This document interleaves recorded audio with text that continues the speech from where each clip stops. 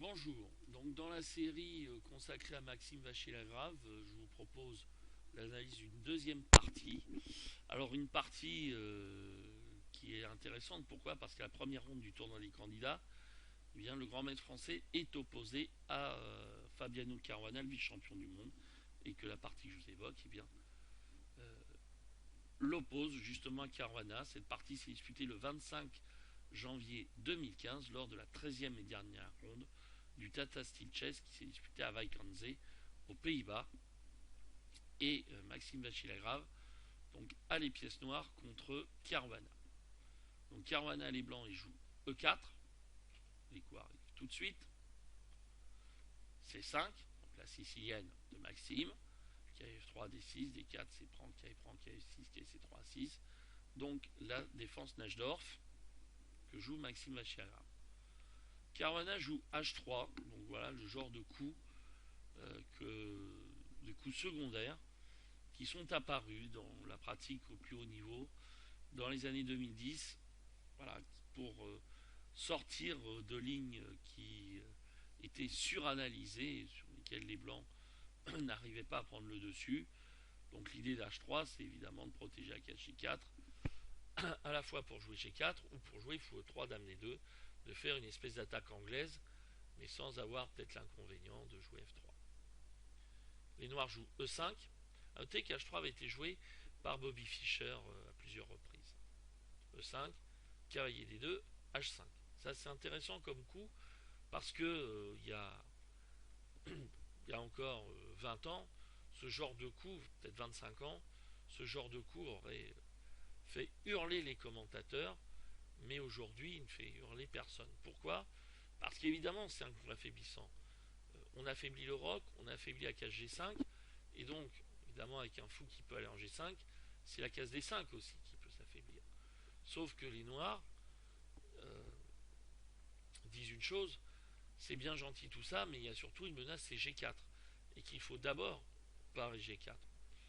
Et, et cela aussi gêne les blancs quand on empêche G4.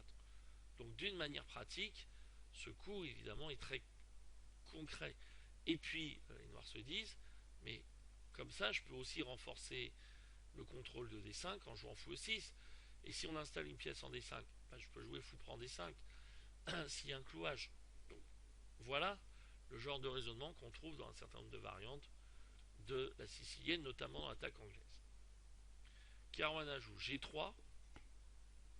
Donc fou G5 est possible, mais ne donne pas forcément des résultats, j'allais dire, formidables, sans être mauvais. Fou E6, renforce D5, fou G2, cavalier BD7. A4, empêche B5, fou E7. Là, ici, il y a plusieurs options pour les blancs. Ils peuvent jouer fou E3, A5, donc des coups logiques, A5 pour fixer la structure à l'aile dame et puis pour empêcher cavalier B6. Caruana, roc. Et Maxime joue tour C8, donc il installe la tour. Et vous remarquez que les noirs n'ont pas roqué. Fou E3. Alors A5 était possible dans cette position, mais évidemment les blancs peuvent jouer tour C5.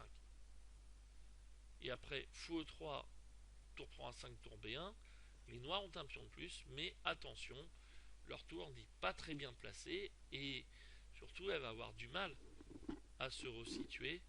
Donc les choses sont peut-être plus compliquées, même si il est possible que les noirs en fait donnent la qualité pour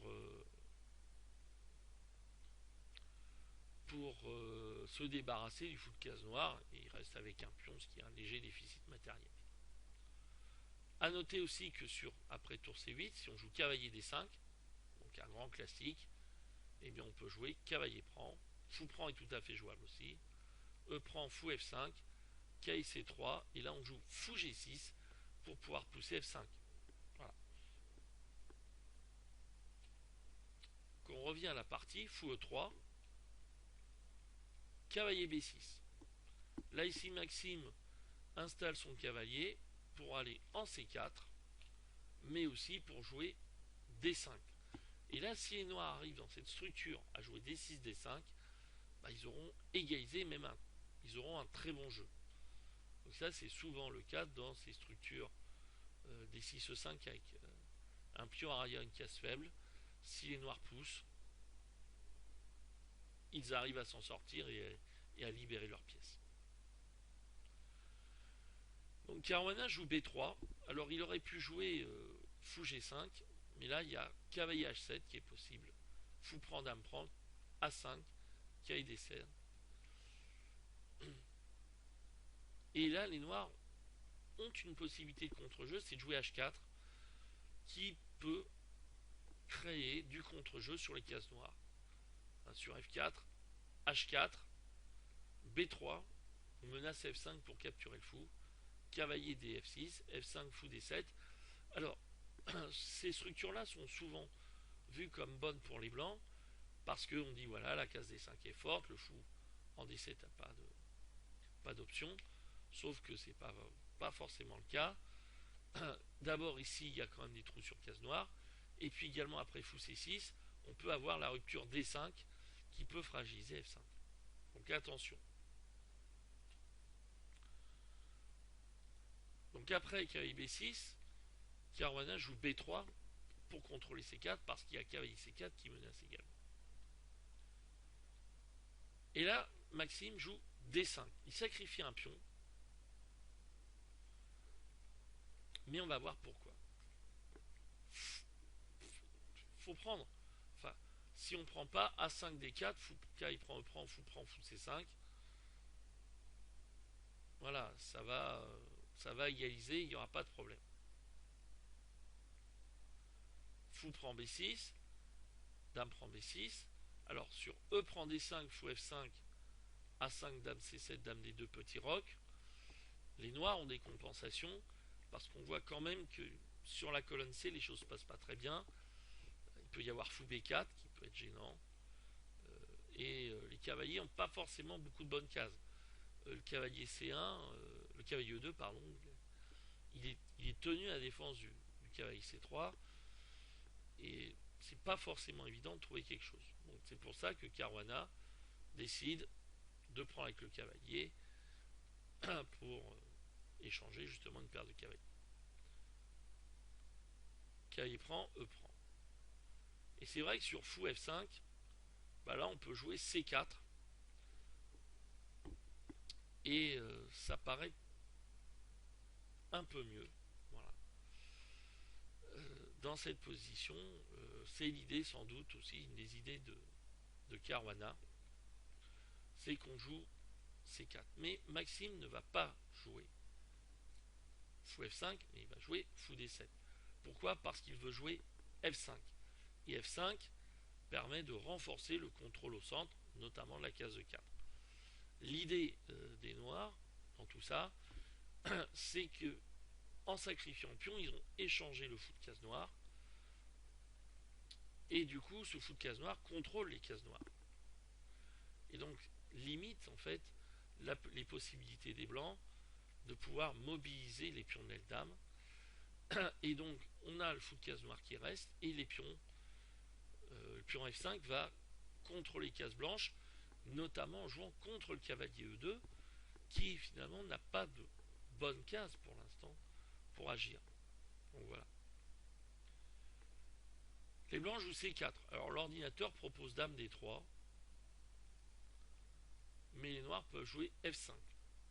Alors, quand j'ai analysé cette position, j'ai regardé cette partie, j'ai tout de suite pensé au Svechnikov de Magnus Carlsen, où on dit, voilà, l'ordinateur, on dit, ah oui, les blancs ont un net avantage, etc.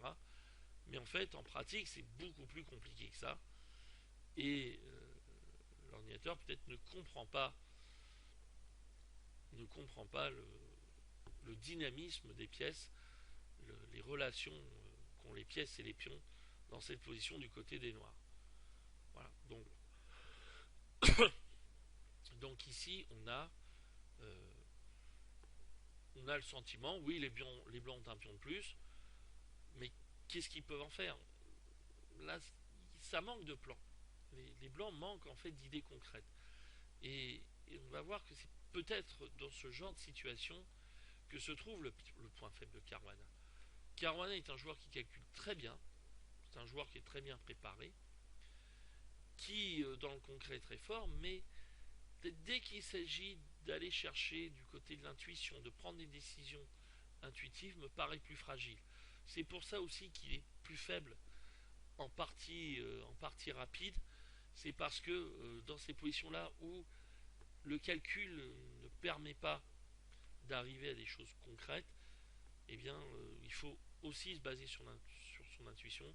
Je pense qu'il est plus fragile, et notamment, ce qui me fait penser ça, c'est la huitième partie de son match, je crois que c'est la huitième contre Carlsen, où il avait obtenu une position gagnante, et il avait joué un coup beaucoup trop mou, euh, alors que s'il avait joué de manière plus, je vais dire plus naturelle, ou en tout cas moins complexée, il aurait pris un avantage énorme et il aurait gagné la partie. Bon, il joue C4. Et là ici, Maxime explique que dans sa préparation, il avait eu fou C5, qui est un coup normal, mais il explique que voilà, il y a un coup qui est devenu gênant, c'est D6.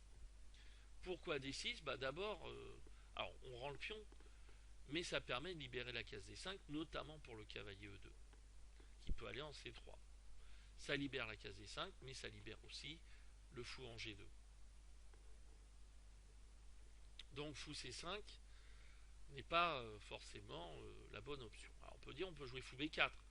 L'idée c'est qu'on joue A5 et que finalement on fixe vraiment toute la chaîne de pions blanches sur les cases blanches. Oui, mais les blancs peuvent jouer cavalier C1 pour aller en D3 et chasser finalement le fou et pourront ensuite jouer tour E1 et F4 pour essayer quand même de profiter de la position du roi noir. A noter que les noirs n'ont pas roqué.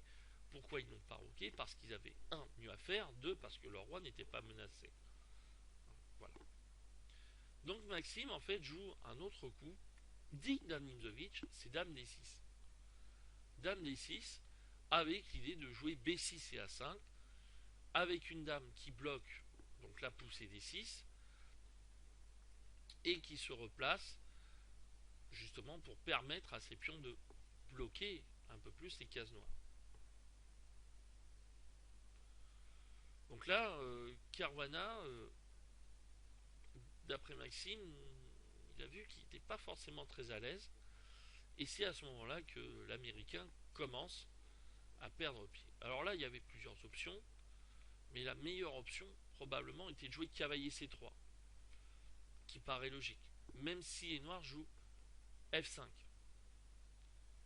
contrôle 4, tour 20, H4, G4, et là, on peut peut-être prendre en G4, suivi de H3, et peut-être qu'on peut jouer G6 aussi, pour consolider le pion F5 et garder le contrôle de la case E6. Après Dame 2 fou F6, on est dans une position qui reste très compliquée où l'ordinateur donne avantage aux blancs, mais je ne suis pas sûr que ce soit si clair que ça. Il y avait d'autres options, par exemple si on jouait F4, qui peut être plus radical, hein, l'idée c'est de s'en prendre au pion E5 et de donner des cases. Bah là on peut jouer E prend F4, mais on peut jouer aussi E4, voire même H4. Et si on joue fou prend E4, il y a fou prend H3. Et attention à la poussée H5 H4. Donc attention, et sur cavalier D4, bah là on peut jouer F5. Et là, ici les noirs ont encore du jeu, parce qu'ils arrivent, certes, ils arrivent à valoriser leur fou E7, qui peut aller en F6, voire en C5, mais aussi le fou en G2, il est bloqué. Et même si le fou D7 est lui-même bloqué, contrôle des cases importantes, notamment la case E6, Mais c'est surtout le fou G2 qui n'a pas tellement de perspective d'action. Donc là, la position est quand même assez compliquée. A noter que si on joue H4, bon, on peut jouer G5. C'est tentant G5. Et là, c'est quand même avec du jeu actif. On revient à la partie, et là, Caruana joue A5. Alors l'idée d'A5, c'est d'empêcher B6 A5 et de préparer éventuellement B4 pour essayer de mobiliser cette majorité. Sauf que le plan de Caruana est trop lent. Et on voit bien que l'Américain manque effectivement d'idées concrètes. C'est un peu le problème de la position blanche. Les blancs ont un pion de plus, mais qu'est-ce qu'ils peuvent faire? Quelle est la solution? Et là, on peut dire, on peut préférer les noirs. Là, Maxime joue F5. F5, prendre l'espace, Dame D3, H4. Donc, on attaque et on veut créer des faiblesses à l'aile roi. G4. Alors, peut-être que G4 est aussi un coup critiquable. Peut-être qu'il ne faut pas prendre, qu'il faut laisser faire. Mais après, tour AD1, Dame C3, je sais pas. Il n'y a rien de très clair pour les blancs dans cette position. Mais peut-être qu'il faut attendre. En tout cas, qu'il ne faut pas se compromettre comme G4. Alors, voilà, G4. Alors, sur F prend G4, si on joue cavalier C3, alors on peut prendre en G4. Mais on ouvre la position. Est-ce que c'est forcément une bonne idée? Je sais pas. Cavalier C3, petit roc, roi H1. C'est vrai que là, on peut jouer sur la case E4. Mais peut-être que sur H prend G4, alors est-ce que c'est H3 qui pose problème? Qu'est-ce qui se passe après G4? Fou prend G4. Oui, peut-être qu'on occupe la case E4, par exemple. Voilà, comme ça, et peut-être que c'est ça la suite. Je sais pas. Mais Maxime, lui, ne veut pas donner la case E4 et il joue petit roc. Petit roc. Voilà. Et là, la position devient tendue. On voit quand même, les noirs sont pas mal. Ils ont un pion de moins, mais encore une fois, à l'aile dame, les blancs n'avancent pas. Et là, Caruana joue cavalier C3. Et en fait, ce coup n'est pas très bon. Il fallait peut-être mieux prendre en F5, quoique, fou prend F5, Dame E3, Dame G6. Alors sur Dame prend E5, fou prend H3, et sur, donc menace mat, sur Dame H2, il y a fou G4, et attention, il peut y avoir des idées comme H3. Si on joue Dame E4, bah, Dame prend et on donne la qualité. Mais c'est peut-être la meilleure défense après Dame prend E5. Dame prend E5 n'est pas très bon. Donc il vaut mieux peut-être jouer Roi H1. Et là, sur Dame prend E5, évidemment, Fou prend H3 ne marche pas. Fou C5. Et là, Dame D2, en fait, défend tout, a priori. Défend tout, pourquoi? Parce que les blancs vont menacer B3, B4. Et donc, ils vont à la fois chasser le fou qui est bien placé, mais aussi ils vont menacer de mobiliser cette majorité, ce qui fait que les blancs en fait arrivent à équilibrer la position et que aussi la dame est bien placée, elle peut viser G5 en même temps que menacer de jouer B4. Donc là les blancs arrivent à tenir et peut-être que les noirs doivent se contenter de la nulle par fou D3.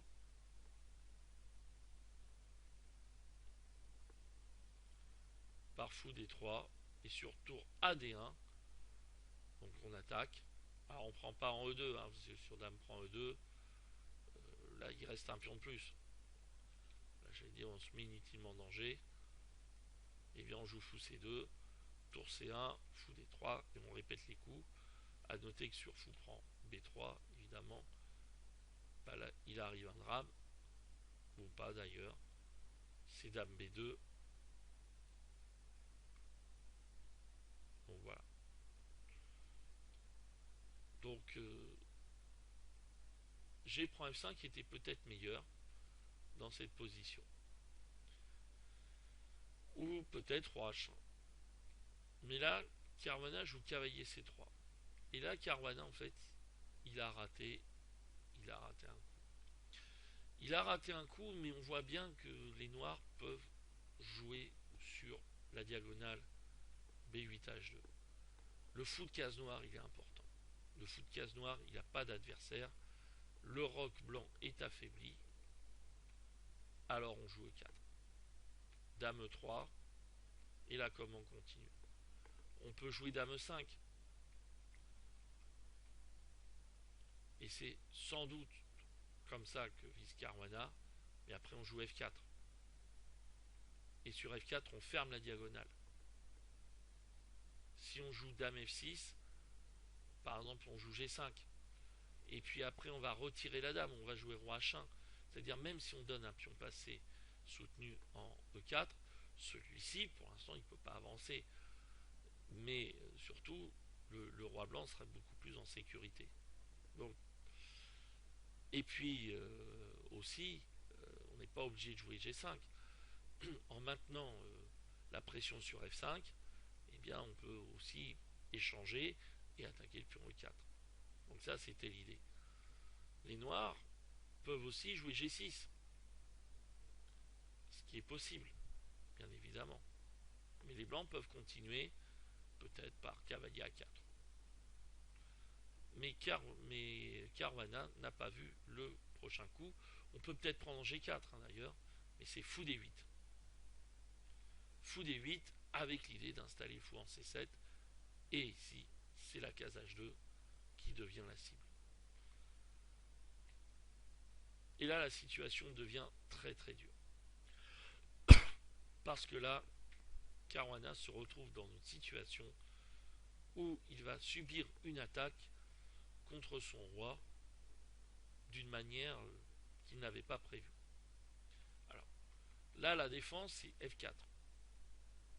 J'allais dire, c'est celle qu'on a vue. E prend F3, dame tour prend F3, fou C7, menace dame H2, et menace aussi au passage de jouer tour E8.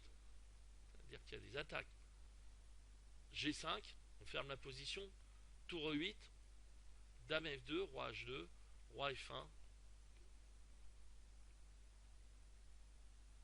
Et là, on joue fou D6. Et là, on menace fou C5. Et la dame, évidemment, va partir et après, il peut y arriver dame G1. Alors, par exemple, si on dit cavalier E2, fou C5, cavalier D4, tour E4, tour D1, tour CE8. Et là, on voit qu'il y a des choses qui vont se passer en D4. Et ensuite, il y aura tour E2. Alors, évidemment, si on joue tour E1, eh bien, on peut prendre. On joue roi E1, mais on joue fou C5, ou peut-être tour E8, peut-être meilleur, ou peut-être fou E8 d'ailleurs au passage, ou peut-être on peut jouer aussi tout simplement fou C5, et si on échange en E8, eh bien on joue fou prend E8, voilà, et ici, eh bien, la dame va s'en aller et il va se produire dame G1, échec, donc on est obligé de donner la qualité, et alors il faut peut-être faire attention, mais peut-être en jouant un coup comme fou D7, fou D7 et F4, ça va mal se passer pour les blancs. Voilà, donc avec une situation assez critique. Là, le clouage, il est décisif. Donc F4 ne marche pas dans cette position, fou D8. Alors on peut dire peut-être qu'on joue G prend F5. Fou C7 avec l'idée, allez on s'enfuit, tour 20, on met dame H2, roi F1, fou F4, dame prend E4, et là, hop, fou prend F5, dame F3, et là comment on continue? On continue par fou G3, et oui, on va faire du dégagement de ligne, et on ouvre, dans cette position, F prend G3, fou D3, échec, ou fou prend H3, voilà, on va gagner la dame, et on va tout faire, on va tout rafler, c'est fini. Donc là, la situation est vraiment très compliquée. Donc Caruana joue la seule ligne pratique possible. Il joue fou prend E4, c'est-à-dire qu'il sacrifie sa pièce pour 2 pions. Mais comme il a un pion supplémentaire, ça lui fait 3 pions. Alors, là ici, fou C7 tout de suite était meilleur. Après F4, F prend, cavalier prend, tour C8, E8. Voilà, c'était considéré comme étant meilleur. Mais après F prend E4, je vois pas l'énorme différence. Cavalier prend E4. Alors là, on peut jouer dame G6, mais Maxime joue dame F4. En fait, il joue sur les cases noires. Dame prend, tour prend. Alors, ce qu'il faut voir aussi comme élément important, c'est pas l'aspect matériel, c'est aussi quel matériel s'oppose. On a un cavalier et 3 pions de plus contre la paire de fous. Et là, on va arriver dans des genres de positions où les pions vont devenir faibles parce qu'il y a des cases qui sont faibles. Et notamment, vous voyez qu'il y a tour F3 qui menace. Et la paire de fous peut commencer à être dangereuse. Donc les blancs jouent F3. Et là, les noirs jouent fou E7 avec des idées d'installer le fou en B4 ou en C5, d'installer l'autre tour en F8 et de jouer fou E8 G6. Donc là, de visser la position adverse et ensuite, finalement, en plaçant les pièces, de profiter du fait que les blancs ne peuvent quasiment pas améliorer leur position et pas pousser les pions. Et donc aussi, d'une certaine manière, les blancs sont acculés à défendre des faiblesses, par exemple le pion A5 avec le fou en B4. Donc Caruana joue roi F2, alors sur roi G2, on pouvait jouer fou B4, tour A2, tour F8, tour F2, roi H7, tour F2, roi H6, tour E3, et là on joue fou E8. Et là c'est l'exemple dans cette position de la passivité, voilà, c'est que en plus, eh bien, on peut rentrer sur les cases noires, voilà, et les blancs ne peuvent pas faire grand chose. En fait, ils subissent littéralement la position et il faut être un peu patient. Alors, on peut installer le fou en G6, on peut éventuellement l'échanger contre le cavalier et la colonne F peut s'ouvrir. Et si la colonne F s'ouvre pas, la tour va s'en aller. Et le pion F3 peut tomber également. Donc c'est très très compliqué. Donc Caruana joue roi F2, tour F8, roi E3, et là on joue fou E8, menace fou G6, et fou G6, il y a fou prend E4 qui menace. Et attention, parce que sur fou G6, fou prend E4, on perd une pièce parce que la tour F1 n'est pas protégée. Caruana joue C5, ça peut empêcher aussi fou C5 échec. Mais là, ça donne la case B5. Donc là, ça devient compliqué. Et là, comment faire? Si on joue tour F2, eh bien, on peut continuer par tour prend E4 échec, roi prend E4, fou prend C5. Et attention, parce qu'il peut y avoir des maths tour D2, tour E8 échec, roi F5, fou E3, et par exemple, sur tour C2, il y a fou D3 mat. Donc tour F2 marche pas. Et là, c'est pour ça que Caruana joue B4, c'est qu'en fait, il empêche fou prend C5. Il empêche tour prend E4 et fou prend C5. Enfin, il empêche. Bah non, il n'empêche pas. Alors certes, il peut se dire, fou prend F1, tour prend F1, les noirs ont une tour de plus. Sauf que c'est pas si évident que ça. Il y a quand même 3 pions pour la tour, et comment dire, et les tours n'ont pas trop d'espace, et que on voit pas trop comment les noirs pourraient avancer. Le fou, il est quand même gêné par les pions blancs. Donc ce sera à travailler, hein. Même si l'ordinateur donne une évaluation de -2, c'est juste la différence entre le fou et la tour, entre les pions et la tour. Et donc c'est pas si évident que ça à travailler. Mais Maxime a bien vu la suite, et là il va déclencher la tempête. La tempête, c'est tour prend E4, échec. On disait B4 empêche ça, bah non, ça empêche rien. Voilà. Roi prend E4, qu'est-ce qui se passe? Bah on joue tour E8, menace fou prend C5, échec. C'est-à-dire que, en fait, les noirs jouent la suite que B4 voulait empêcher. Et là, la mise ensuite, c'est tour E1, fou prend C5, roi F4, tour F8, roi G5, fou prend B4, roi prend H4, et puis on joue tour prend F3, et on voit ici que la paire de fous fait le ménage. On aurait pu d'ailleurs récupérer la qualité et rester avec une pièce de plus, mais tout va bien. En tout cas, le roi blanc est aussi coincé et menacé de mat. Donc là, les noirs sont gagnants. A noter d'ailleurs au passage que si on joue roi D4, voilà, il se passe un mat au milieu de l'échiquier en F6. Si on joue F4, voilà, il y a la découverte. Voilà. Et ici, par exemple, et sur roi F5, eh bien on va jouer fou F6, menace quand même fou D7, échec et mat. Enfin, menace fou D7 sur G5, sinon il y a fou D3. Je disais fou D7, mais c'est fou D3 qui menace. G5, fou D7, roi G6, tour E5, G prend F6, fou E8, et mat au coup suivant.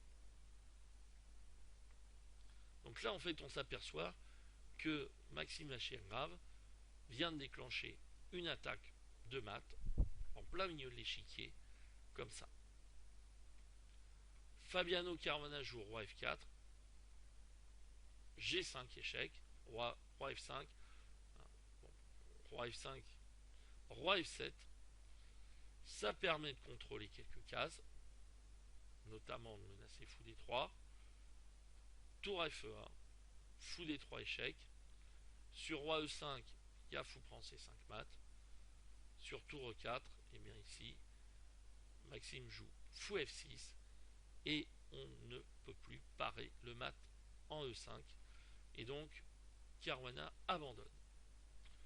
Donc voilà pour cette superbe victoire, une victoire positionnelle dans la mesure où le sacrifice de pion a permis à Maxime de bloquer les pièces blanches, hein, voilà, de contrôler les cases centrales et de bloquer, notamment avec ce fou en E7, en tout cas le fou de case noire, qui a joué un rôle de blocage. Et puis dans la phase tactique, eh bien, il a dépassé un Fabiano Caruana qui ne savait plus trop quoi faire, qui était à court de solutions, et qui a commis, j'allais dire, quelques imprécisions, et qui s'est retrouvé maté. Donc voilà une superbe victoire, et j'espère que Maxime va s'en souvenir, et profiter finalement de ça, et de faire un superbe tournoi des candidats malgré un contexte très défavorable, étant donné le peu de temps qu'il a eu pour sa préparation. Voilà donc pour cette vidéo. Je vous souhaite une bonne journée, bonne continuation, et à bientôt, j'espère. Au revoir.